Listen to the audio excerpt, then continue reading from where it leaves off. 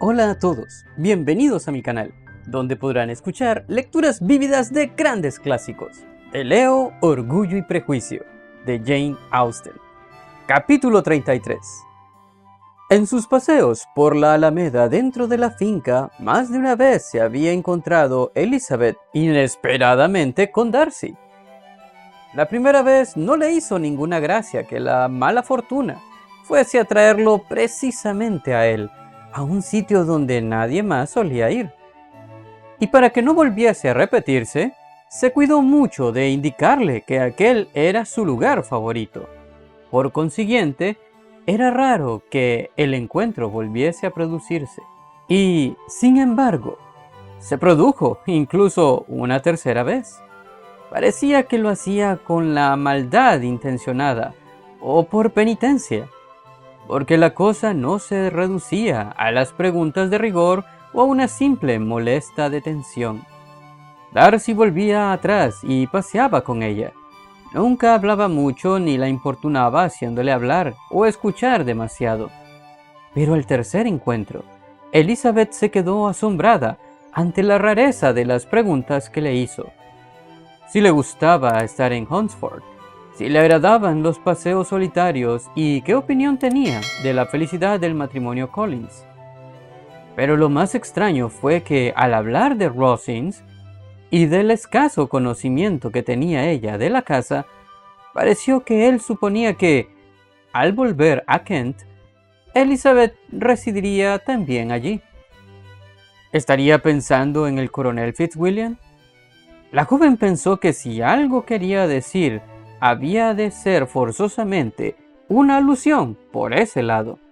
Esto la inquietó un poco, y se alegró de encontrarse en la puerta de la empalizada que estaba justo enfrente de la casa de los Collins. Releía un día, mientras paseaba, la última carta de Jane, y se fijaba en un pasaje que denotaba la tristeza con que había sido escrita, cuando, en vez de toparse de nuevo con Darcy, al levantar la vista se encontró con el coronel Fitzwilliam. Escondió al punto la carta y simulando una sonrisa dijo: «Nunca supe hasta ahora que paseaba usted por este camino». «He estado dando la vuelta completa a la finca», contestó el coronel, «cosa que suelo hacer todos los años, y pensaba rematarla con una visita a la casa del párroco». «¿Va a seguir paseando?» «No, iba a regresar». En efecto, dio la vuelta y juntos se encaminaron hacia la casa parroquial. «¿Se van de Kent el sábado, seguro?», preguntó Elizabeth. «Sí, si Darcy no vuelve a aplazar el viaje. Estoy a sus órdenes. Él dispone las cosas como le parece.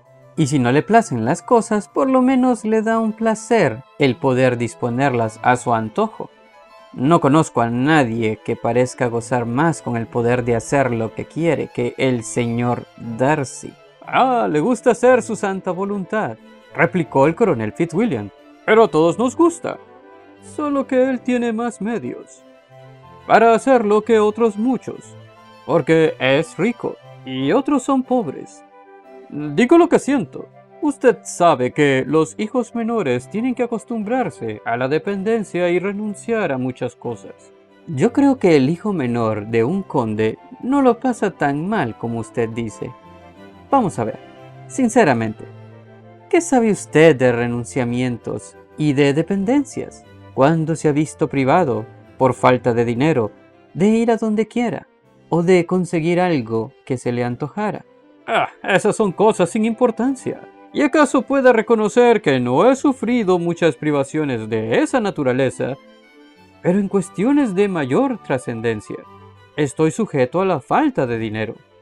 Los hijos menores no pueden casarse cuando les apetece, a menos que les gusten las mujeres ricas, cosa que creo que sucede a menudo. Nuestra costumbre de gastar nos hace demasiado dependientes. No hay muchos de mi rango que se casen sin prestar un poco de atención al dinero». «¿Se referirá esto a mí?», pensó Elizabeth sonrojándose, pero reponiéndose, contestó en tono jovial. «Y dígame, ¿cuál es el precio normal de un hijo menor de un conde? A no ser de que el hermano mayor esté muy enfermo, no pedirán ustedes más de 50,000 libras. Él respondió en el mismo tono y el tema se agotó. Para impedir un silencio que podría hacer suponer al coronel que lo dicho le había afectado, Elizabeth dijo poco después: me imagino que su primo le trajo con él sobre todo para tener alguien a su disposición. Me extraña que no se case, pues así tendría una persona sujeta constantemente, aunque puede que su hermana le baste para eso. De momento, pues como está a su exclusiva custodia, debe de poder mandarla a su gusto. No, dijo el coronel Fitzwilliam. Esa ventaja la tiene que compartir conmigo. Estoy encargado, junto con él, de la tutoría de su hermana. ¿De veras? Y dígame, ¿qué clase de tutoría es la que ejercen? ¿Les da mucho que hacer? Las chicas de su edad son a veces un poco difíciles de gobernar. Y si tiene el mismo carácter que el señor Darcy, le debe de gustar también hacer su santa voluntad.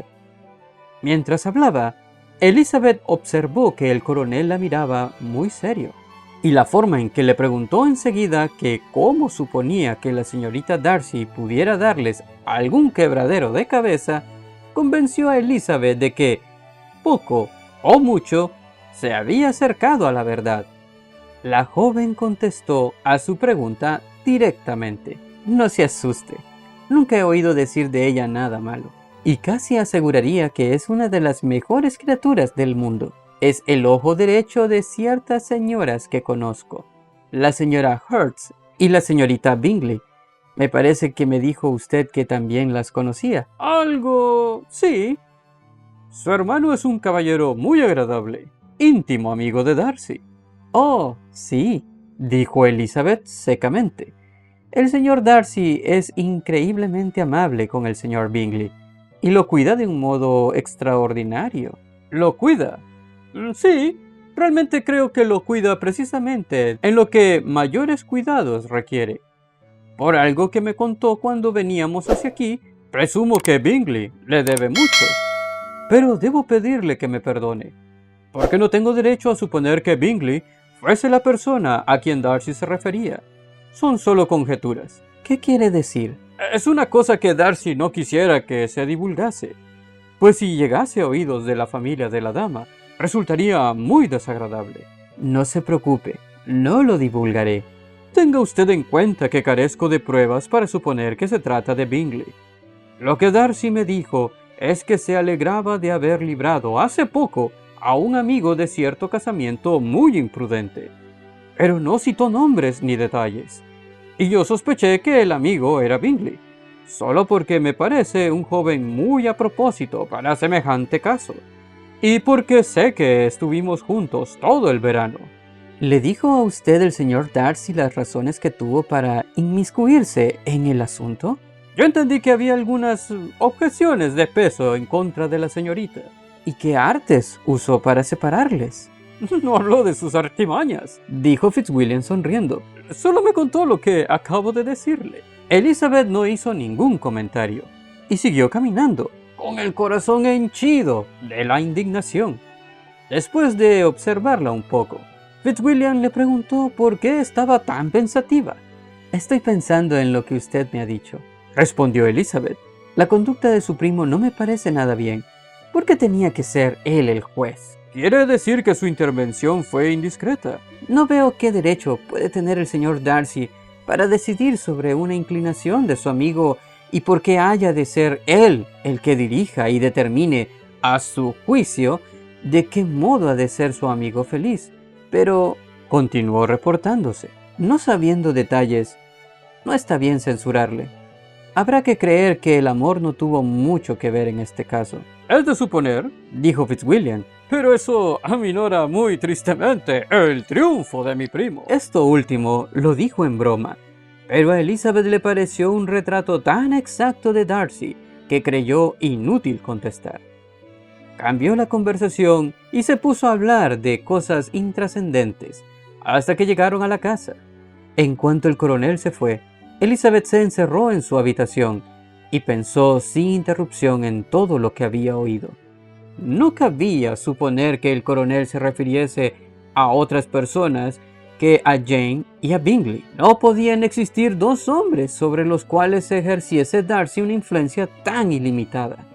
Nunca había dudado de que Darcy había tenido que ver en las medidas tomadas para separar a Bingley y a Jane, pero el plan y el principal papel siempre lo había atribuido a la señorita Bingley.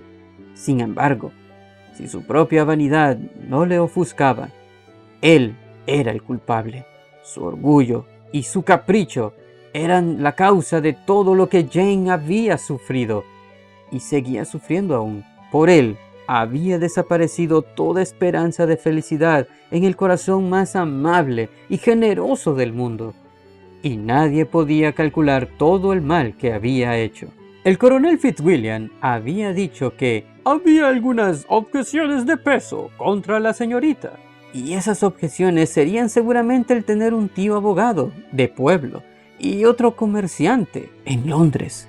Contra Jane, pensaba Elizabeth, no había ninguna objeción posible. Ella es el encanto y la bondad personificados. Su inteligencia es excelente, su talento inmejorable, sus modales cautivadores. Nada había que objetar tampoco contra su padre que, en medio de sus rarezas, poseía aptitudes que no desdeñaría el propio Darcy y una respetabilidad que acaso éste no alcanzase nunca. Al acordarse de su madre, su confianza cedió un poquito, pero tampoco admitió que Darcy pudiese oponerle ninguna objeción de peso, pues en su orgullo estaba segura de ello. Daba más importancia a la falta de categoría de los posibles parientes de su amigo que a su falta de sentido. En resumidas cuentas, había que pensar que le había impulsado, por una parte, el más empedernido orgullo, y por otra, su deseo de conservar a Bingley para su hermana. La agitación y las lágrimas le dieron a Elizabeth un dolor de cabeza que aumentó por la tarde, y sumada su dolencia a su deseo de no ver a Darcy, decidió no acompañar a sus primos a Rosings, donde estaban invitados a tomar el té. La señora Collins, al ver que estaba realmente indispuesta, no insistió e impidió en todo lo posible que su marido lo hiciera. Pero Collins no pudo ocultar su temor de que Lady Catherine tomase a mal la ausencia de Elizabeth. Hasta aquí este capítulo. Si te ha gustado, recuerda comentármelo, así como también qué te ha parecido la ilustración que hice que refleja este momento tan interesante en la trama de Orgullo y Prejuicio. Te recuerdo que también tengo otros audiolibros en los cuales trabajo semana a semana, así que te invito a que visites la lista de reproducciones para ver si encuentras uno que te guste. Esto ha sido todo por ahora y nos vemos en el siguiente capítulo. Hasta pronto.